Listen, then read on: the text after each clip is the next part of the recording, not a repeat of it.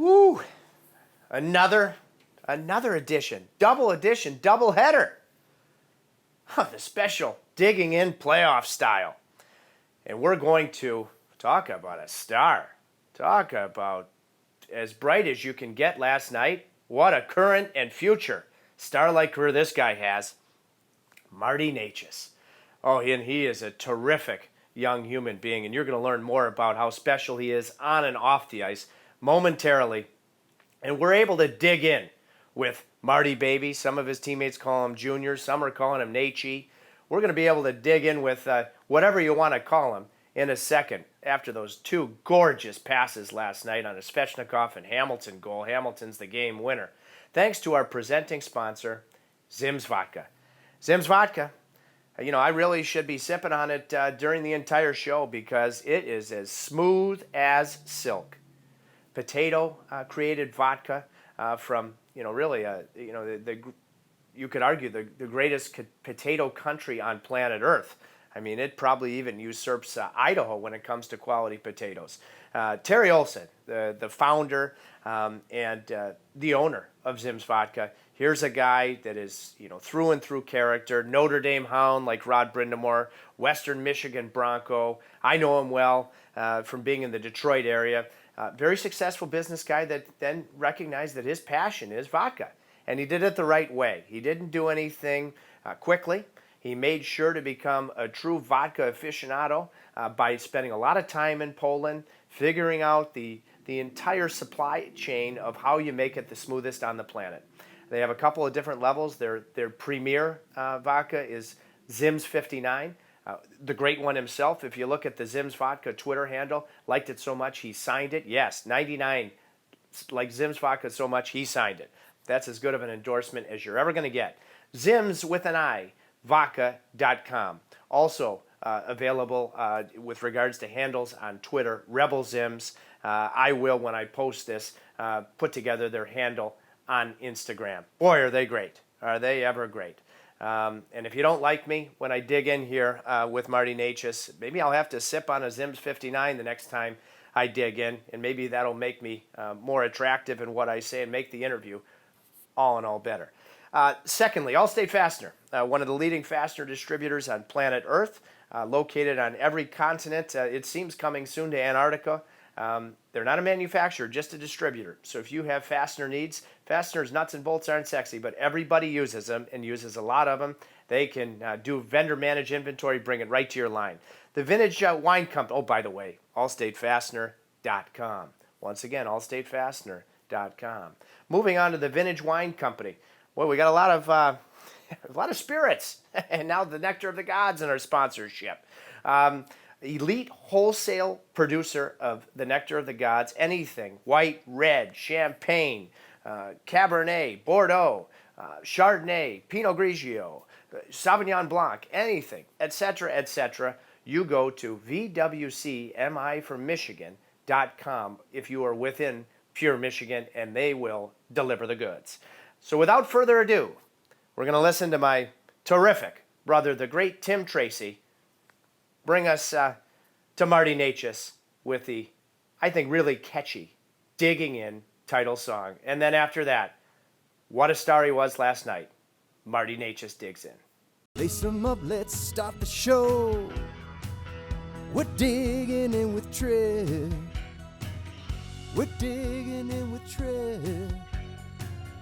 We're digging in with Trip. We're digging in with Trip. We're digging in with Trip today, yeah.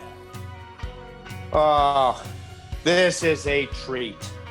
Woo! I'm going to do half this Digging In playoff edition session in Czech, half in English. I'll start English. Marty Necas, what a star last night. Marty, baby, great to see your face. As I start every episode, how does Marty Necas define digging in? I mean, I've seen couple. I know a lot of guys did it before, so it's my pleasure to do it, and I'm always happy to talk to. So yeah, that's about it. Well, when did you? I mean, you had two sensational assists last night. Your buddy Svech, or as you called him, I liked in the press conference after the game, you called him Swetch. I like that. And then to Dougie. When did you feel? Was there one point in the game that you thought it turned for your team in the right way?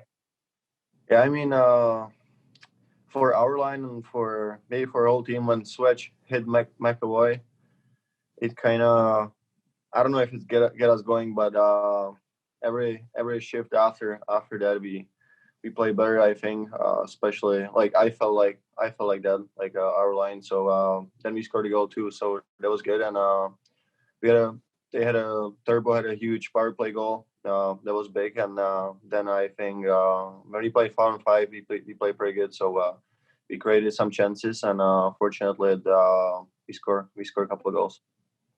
Marty, before I get back to last night's huge win, you and I talked after game one, and I sent you, I mentioned it on TV last night, I sent you a message. I said, Marty, baby, I thought you were pretty darn good. And you said, Trips. You don't like to call me Trip. You call me Trips. Trips. You said, Trips, I didn't think I was that good. I'm going to be a lot better. I loved that because I thought you were solid in game one. Where did you think your game got better last night? I don't know. I just felt like in game one, I don't know why I felt tired. My legs weren't moving that well, and didn't create that many chances, in offensive zone. So I felt like we switched the lines a little bit yesterday. We had a little more energy, a little more puck position in offensive zone, and that created some chances. So I felt like way more comfortable yesterday than I did in game one. And like I said, like you said, it was better. So you and Swetch, okay? So you guys, you're buddies, and I love it. I mean, off the ice, you went to Cabo for a couple of days, got back for those optional practices, by the way. What do you like about this guy? What do you like about him? And it makes you such already great friends. And how does he make you better? I mean, he's a great guy. You know that everyone in our locker room knows that. He's always positive. He loves to compete. He's a great guy on the ice and off the ice. On the ice, it's tough to play against him. He likes to play, hard game. He hits a lot. He can make a play. He can score. And I mean, off the ice, we spend a lot of time together. So he's just, he's a funny guy. We're having some fun, and yeah, we're very good friends. What makes him funny? I don't know. Sometimes he's doing some stupid jokes or something like that. It's funny. It's funny sometimes when he says something, and he's always we always it's never boring with him. We always do something. Like we play.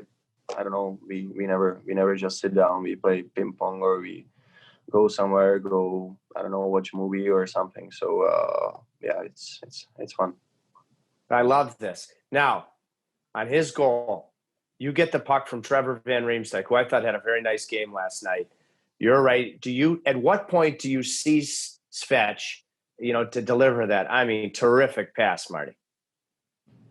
I mean, since Reams, I think Reams, he first gave him the puck, and then goalie Tukarask, he played it, and I just saw that it was coming to Reams, and I knew he's gonna give it to me because nobody was on me, and then I just saw right away when I get the puck that Switch is gonna be alone there, so I just tried to pass it to him as quick as possible, and it worked out pretty well, and his quick release and the shot was unbelievable, so it was a good goal.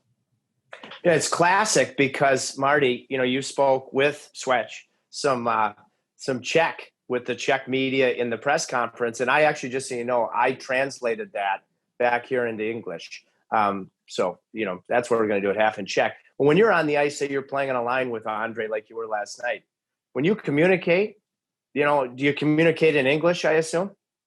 Yeah, we speak in English. I mean, I can understand something in Russian because I've learned in school for Russian, but I don't remember that much, or I cannot speak that much. I can understand something. So like we speak only in English.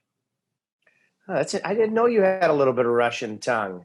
So then you set up Dougie Hamilton. You're coming. At what point, what a pass that was. At what point did you see Dougie and did you decide to go to Dougie? What a goal. Tell me about your thought process. First of all, like before I went behind the net, I saw their Swedge. He was screaming there, and I saw there was a little space, but I kept the puck, and then I was just going around the net, and we all know that Dougie likes to shoot like that. I think I already passed him for one goal against Buffalo this season. Exactly the same position. So he likes to shoot like that. I saw him there, and I just gave him the puck with I think from my backhand, and what a shot by him. Great to have him back, and huge goal, huge win. Huge goal, huge win. I'm so proud of you guys. You got to keep it going tomorrow afternoon. So I'm going to get you in and out of here so you can rest up. It just came up because, we also dug in with Brock McGinn today. And, I get confused with these nicknames. Okay, so we're interviewing with Brock earlier, Marty, and the other Marty is knocking on the, I think he must have FOMO, fear of missing out. Yeah. He's knocking on the wall. So explain how I call you Marty, baby. I'm your color guy, not on the air.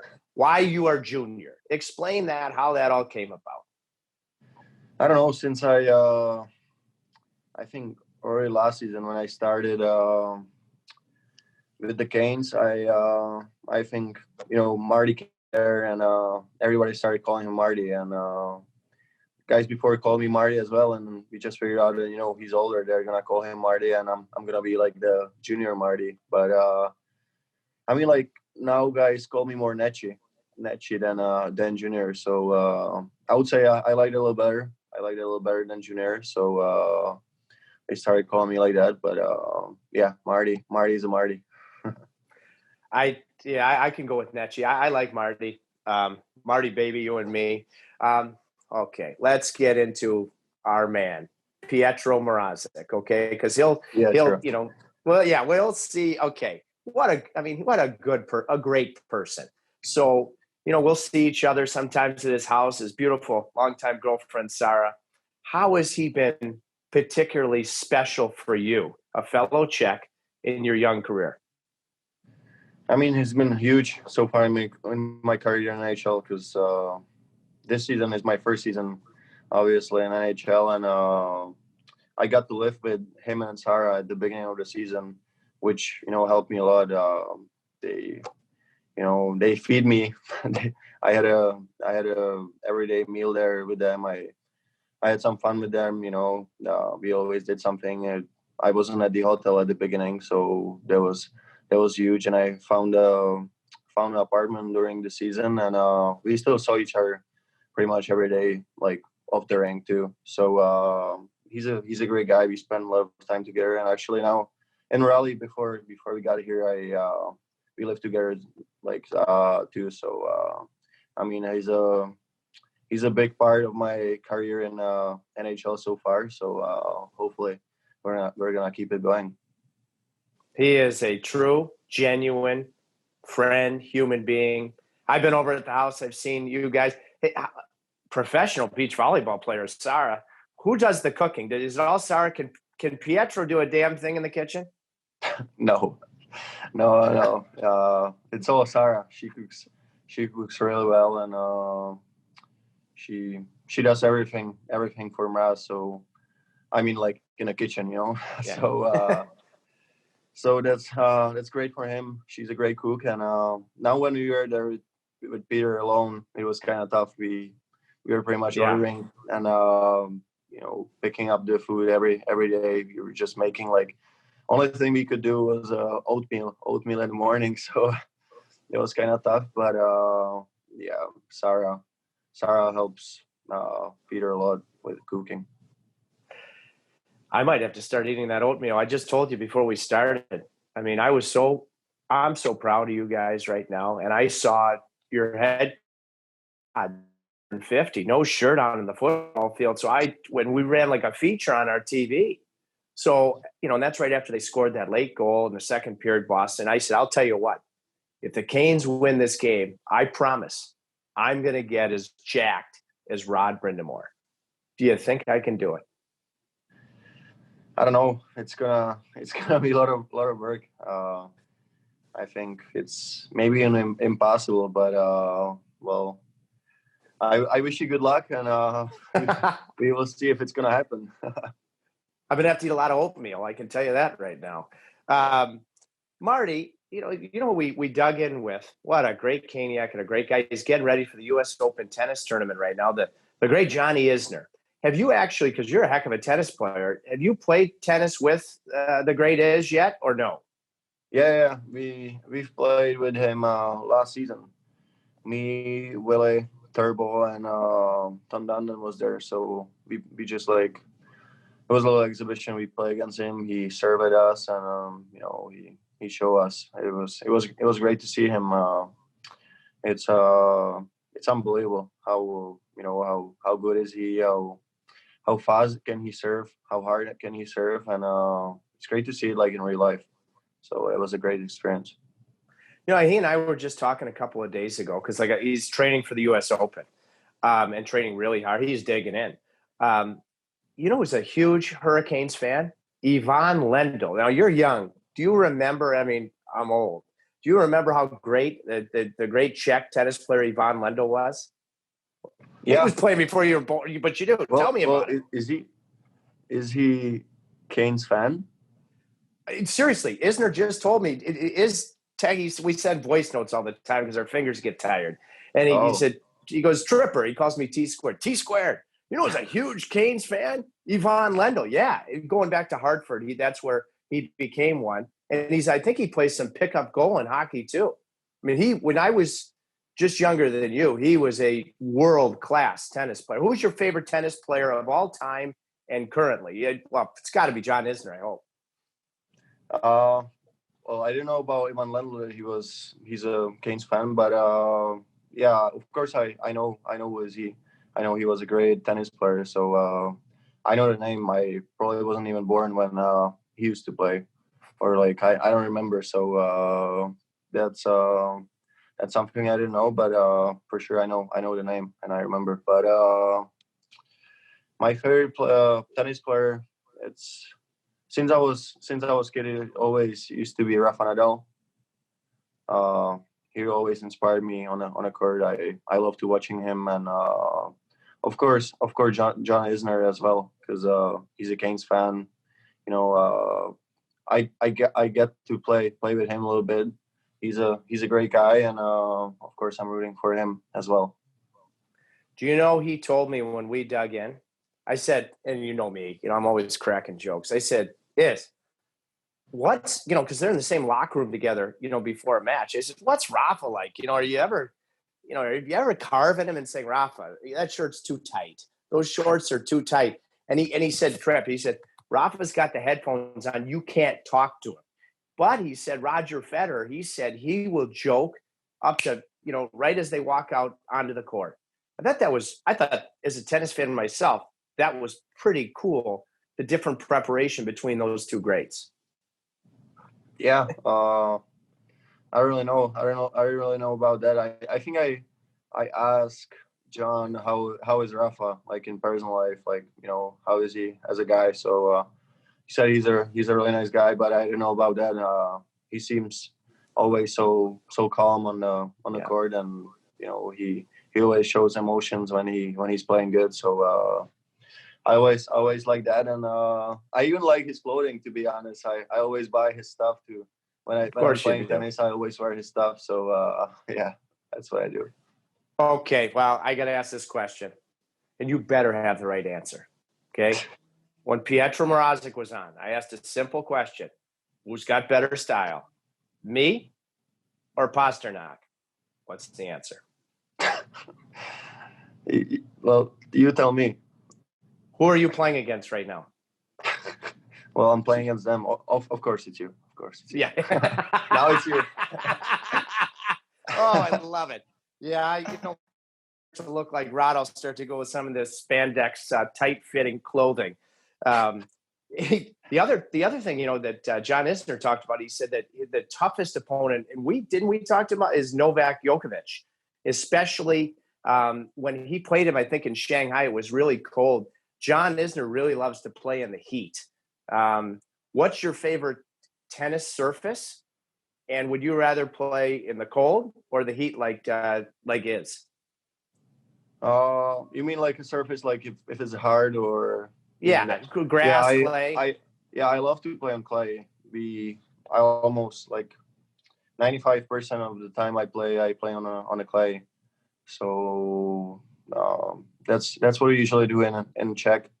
There's a lot of clay courts, so I do like that. And I don't know, it's tough. It's tough. It's probably better to play in a hot weather than cold. But when it's too hot, like I cannot imagine how those guys play, like in Australian Open and US Open in, like, I don't know, 40 degrees Celsius, and they play 5 hours match, and another day they play the same. So that's unbelievable. But yeah, probably rather hot than cold. I actually texted when you had the delay before when game one was supposed to be, Marty. Yeah. Because he says he has that all the time if you don't have the early match in the morning, because you don't know when you're going to start. And I said, what should these guys be really doing right now? And he said the toughest thing that he's had to get used to is you have to, keep the food in your system, but you don't want to be too full, and that's a balance. So when that Tampa Columbus game just kept going and going and going, what were you doing? What were you eating? How were you passing the time, partner? I think first I went for normal warm up. We had a video. I went for like warm up. I play soccer a little bit, and then we just then they just told us that it's gonna be delayed a little bit, that they're still playing. So I was biking I was biking a little bit, and still playing basketball. We were in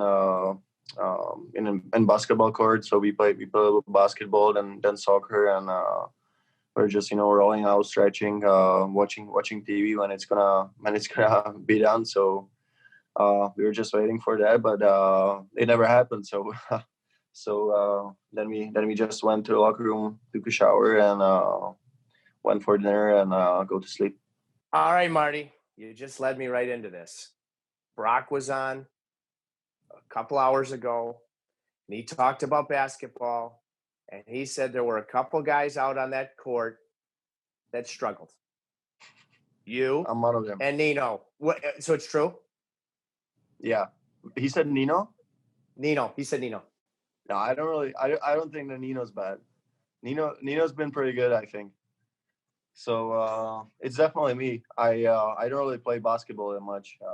So that's probably me. I cannot shoot that good. I gotta practice a little more. I know that okay, that sounds good to me. I know Swetch just called you for a brief second. How dare he? Because he wants you to play poker. What are you doing with all your downtime for the most part in the bubble, partner? So when we have some day off, like today, we go. We can play ping pong. We play ping pong pretty often. Then downstairs we got some golf simulator, so we play that as well. And then we got a players lounge here, or like for our team here, so we play some cards there. We watch TV together. There's some time for treatment, and then if we have like more days off, then we can go to the other hotel or BMO field. You can go play soccer there or something, spike ball, and go on the pool. So that's pretty much what we do. Marty, I have to ask you. You guys were digging in. I mean, digging in. Boston scores that late goal in the second period. Was the second intermission normal? Or did anybody like a Justin Williams or Jordan Stahl say anything? You guys were totally focused. Was that intermission the same as always, or were there any strong words from the boys?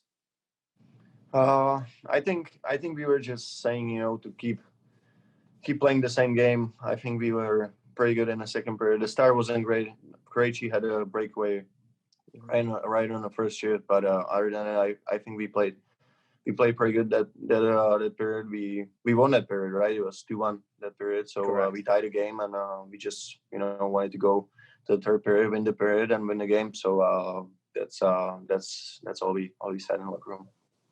I remember, I have to go back because you made such an impression on me. You went back to the Czech Republic to play, but you played your first NHL game in Edmonton. Then we go to Calgary, and I had a long talk with Jaromir Jagr about you. Long talk with him. And I said, well, what do you think, Jaromir? Like, should he go back to the Czech, or should he play in the American League if he doesn't play in the NHL? And he explained why he thought the Czech Republic was the right place to go, which you did. And I trust Jaromir. Why was it the right thing for you? I just feel comfortable to go there for one more year. I was still like 18-year-old, and I wasn't that physically strong for AHL, I would say. So I don't know. I just felt like, and even like the team thought that it's gonna be good for me go to Czech for one more year. We had a pretty good season there. We won the cup there, so that was pretty nice. But it gave me more confidence there. Yeah, I think that's the point why I went there. I played a lot, and I played with a player like Marty Irad, who played almost 1,000 games in NHL. So he was my liney, and I mean that all helped me. He teach me a lot and gave me a lot of experience. Marty Irad was always a very underrated player, mostly in Nashville, and then Washington actually got him for Philippe Forsberg, really, to try to win a Stanley Cup. Great, really underrated player. How about Jaromir? How well do you know Jaromir, and any stories? Has he helped you and taught you any lessons? Obviously, the great Jaromir Jagr. I actually don't know him. I don't know him at all. I met him maybe like once or twice, but I just said hi to him. He's probably the most popular person in Czech, and everybody always talks to him and stuff. So I'm still young. I think I met him last time I met him. I was like 18 years old, something like that. So he probably didn't know me at all. He just he's always been my role model. I've been always look up to him, and I don't know him at all, like personally. I just watch him on TV and cheer for him. I'm going to tell you, and I'm not. This is the complete honest truth. After a morning skate, he's playing in Calgary. We talked about you for, I want to say, 10, 15 minutes, and he knew everything about you. I mean, he was really thoughtful, which I found him to be in the last many years of his NHL, if he starts to trust you. And, and he went back and forth, and you can tell he's really thinking about what you should do. I thought that was really cool. I remember telling you at the time. So we finished the road trip in Dallas. We fly, Canes got smoked in Dallas. We land in Raleigh. It's the middle of the night, and I'll never forget this. You knew that at this point you were going back to Czech for the rest of the season. You, as a young teenager, walked down every seat on the plane with a smile on your face. It's 3-4 o'clock in the morning, and you said, thank you. You said, thank you. I'll never forget it. I was already a Marty Necas fan. That put me through the roof. What do you remember? That's just you being you, but you remember what made you do that? It was really special, partner. Thanks, Trips. I just knew that I'm going back for the whole season, and I wanted to be part of that team next season. So I just went to say bye and good luck for the rest of the season to the guys. And because I didn't see them after, I flew, I think, right away the next day. So I knew that I'm not gonna see them. So I just walked by everyone, said goodbye, good luck, and that was my point. I'll never forget. Hey, I'm glad to be able to have this conversation about it now. That's special. Speaking of special, dude, hey, listen, it's bottom line. So you go and win a Calder Cup, hopefully you win a Stanley Cup this year, but a Calder Cup's a big, big deal, and you were a huge part of it. Hayden Fleury was playing excellent. What do you think were the biggest benefits of that experience last spring? First year, it gave me more confidence too. In NHL, I had a way bigger role than I would probably have in the Canes, for the Canes, and I played it all there. So it showed me a lot about like American hockey, small ice. Everybody plays hard there. It's different in Europe, so that teach me a lot. We had a great team. We had a good run in playoffs, so that gave me some experiences as well. So that was great, and overall, it was a good year. Even though my plan was, or my role was playing in NHL, but it didn't work out like that. So in the AHL, the year was pretty good, and it ended up like the best it could with the Calder Cup. Well, you're an NHLer now, partner. I got a couple more things, then I'm going to let you go. The mom's trip, that was a lot of fun, and wow, your relationship with that, it was really neat to meet your mom. Tell me about that relationship. You were part of a big win in Nashville. Why she's the best mom going, and what you remember most about that trip to Nashville several months ago. It was great. It was emotional, especially for her, because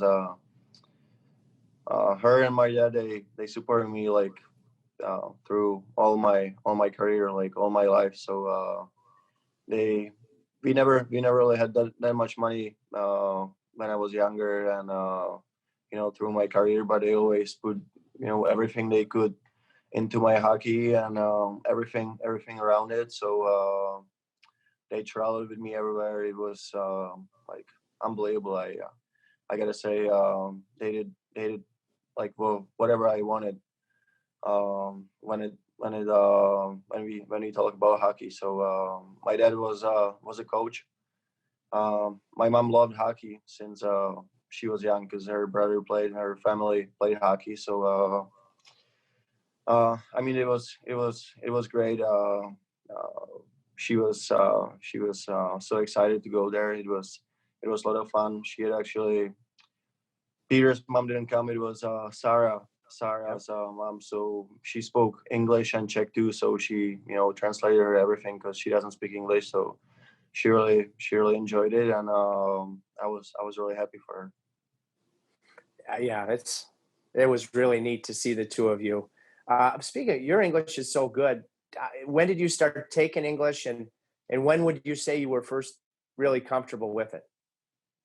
I started year before the draft, learning more English, because in the school I learned something, but it wasn't that much. To be honest, I wasn't at school that much. It was always about hockey. I was missing a lot of lessons, but the year before the draft, I was just like thinking that I kind of knew that like I'm gonna be drafted, and stuff like that. So I just wanted to come there and be able to speak with people, be able to speak with the team, and don't feel bad about it. So I just started learning with the teacher, and it helped me a lot.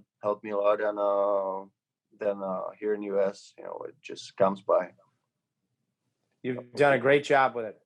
One or two hockey questions. I'm thinking about a goal. Who was it against where, what a goal. The PNC went crazy. Dougie Hamilton right against the blue line at the boards. Your wide one-timer. First period goal. Who was that against this year? Remember it? Against Florida, I think. The one-timer? Yes. Oh, yeah. Oh, wow. Highlight reel goals. So the two questions I have for you are, because you do such an excellent job of getting wide, and you have such a good shot, righty on your left offside. Why do you think, do you feel you can find some more time and space at times getting wide like that? I just I just like to be in that spot. I'm kind of confident on the to shooting from that spot, and I always like basically after every practice I shoot from them one timers. So and that's the other reason I know when Doggy's there on the ice on the right D on the blue line, I know he's always trying to find me there. So I'm trying to get open and just be able to shoot it from there. And it's everything is going quick, so it's pretty hard for goalie to go like cross and save it. So sometimes it works out. A lot of times it works out. You use a lot of you use a lot of flex. So if there's a young hockey player that has dreams of being Marty Necas, why flex? You've got some more whip in your stick, whether it's a one-time slap shot or a wrist. Or why do you like to use a little bit more of that flex, a little bit more bend in your stick? I don't know. I just feel more comfortable with you just you can it's quicker for your release. You don't even need to shoot it hard. It just like comes of your stick real quick. And for the one timers, when you hit the ice a little bit in front of the puck, it always like makes the shot way harder. So that's how I'm using the little lower flex and use a stick a lot. Last thing, so you got your own room right now, but did you the regular season pre-COVID? Do you have a roommate? So there was 3 rookies. It was me, Swech, and on a rookie deal, and the folks, right? So Yeah. we were 3 guys, but because sometimes I don't know about that, but guys said that I snore. Oh, So, that was really. yeah. So they figured out that they're gonna be together, folks and Swetch, and I'm gonna be alone for the season. So worked out for me perfectly. Fake one night I fake with Swetch that I snore, and I had a room for a whole year by myself. Exactly. Absolutely. That's What all a you need to smart do. move. Oh, that's brilliant. See, that's high hockey IQ right there. Very high hockey IQ. As English slang, you were sawing logs so you could get your solo room. Marty, baby, I love that. All right, I'm getting you out of here. I'm so proud of you. Go get it done tomorrow afternoon. Keep this train rolling. Tell the boys I miss them and I say hello. And Right. at some point, we're going to dig in for a full episode and get even deeper. But I need you to go dig in tomorrow. Can you do that for me? Oh, for sure, Trip. For sure. Whatever for you. Yeah, thanks. Boy, what a digging in session that was. This is a special day. Special day after I tell you, one of the most memorable wins. I mean, I never like to compare these special groups, but that was spectacular. The adversity, the stick-to-itness, playing for your coach. I don't know that this group can get any closer because it's been so noticeable how close they've been. But this is quite a story as they move into Game 3 against Boston tomorrow. Thank you so much to our presenting sponsor, Zim's Vodka. Zim's with an I, vodka.com. Smoothest vodka on planet Earth. Polish potato created and manufactured vodka. The definition of thoroughness, no stone unturned from the owner and co-founder, former Notre Dame Hound like the great Rod Brindamore, Terry Olson. He really took his time, multi-year process before he really went to production with Zim's Vodka. And I think that is that patience, that complete nature to his approach and execution has made Zim's the best vodka on the planet, bar none. The smoothest vodka on the planet, bar none. In particular, Zim's 59. As I've mentioned in digging in episodes, even the great one, Wayne Gretzky. If you look at the Instagram, Zim's Instagram handle, Gretzky liked it so much at a golf course in Columbus, Double Eagle, he signed the bottle. So I shouldn't even need to sell it beyond that when the great one himself enjoyed a pour. Allstate Fastener. Leading fastener distributor on planet Earth. Any type of fastener need. They aren't a manufacturer, they're a distributor. They can create a vendor management system and they can bring it right to your line. They can create cost savings. AllstateFastener.com. And lastly, the Vintage Wine Company. If you happen to be in the state of Michigan, pure Michigan, my home state, well, I have two. I'm a Carolinian, and I'm certainly my roots in pure Michigan. Any type of wholesale nectar of the gods need, any type of grape, pour, white red, Sauvignon Blanc, Chardonnay, Pinot Grigio, Sauterne, Champagne, whatever. Vintage Wine, VWCMI.com to learn more about that premier company. It's been a ball, and I want to make sure as we continue to try to grow here at Digging In that you rate and do so honestly. How we're doing, how we can get better, what more we can be giving and providing you. On our various audio platforms and on YouTube, you can do so, and we welcome it, we encourage it, and we'll hope for it. Until the next time, be safe and go Canes. We'll see you soon as we continue to dig in. We're digging in with Trip today, yeah. Today, yeah. Today, yeah. Today.